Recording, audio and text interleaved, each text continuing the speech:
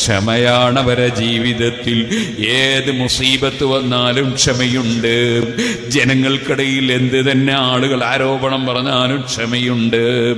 എന്ത് സംഭവിച്ചാലും റബ്ബിന്റെ പൊരുത്തം കരുതി, പടച്ചവന്റെ പൊരുത്തം കരുതി ക്ഷമിക്കുന്നവർ. സുബഹിക്ക് എഴുന്നേൽക്കാൻ നല്ല ക്ഷമ വേണം. ശരീരത്തെ പാകപ്പെടുത്തിയെടുക്കണം. തഹജ്ജുദ് നിസ്കരിക്കാൻ നല്ല ക്ഷമ വേണം. ഓരോ ദിവസവും അല്പമെങ്കിലും ഖുർആൻ ഓതാൻ ക്ഷമ വേണം. ദിക്ർ ചൊല്ലാൻ ക്ഷമ വേണം.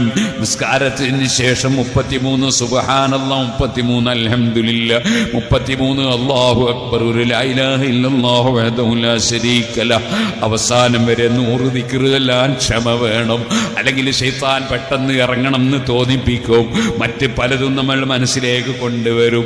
നല്ലത് ചെയ്യാൻ ക്ഷമ വേണം. മറ്റുള്ള കൂട്ടുകാർ കള്ളു കുടിക്കുമ്പോൾ അത് ചെയ്യാതിരിക്കാൻ ക്ഷമ വേണം. മറ്റതാ വേറൊരു സ്നേഹിതൻ അന്യപെണ്ണിനെ ചാറ്റ് ചെയ്യുമ്പോൾ അത്തരം ദുസ്വഭാവമില്ലാതിരിക്കാൻ ക്ഷമ വേണം.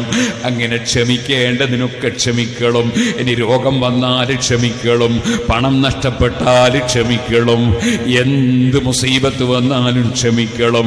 അങ്ങനെ ക്ഷമിക്കുന്ന ആളുകൾ ബിമാ സബറൂ, അവർ ക്ഷമിച്ചു നിന്ന കാരണത്താൽ അവർക്ക് സ്വർഗം നൽകപ്പെടുന്നു.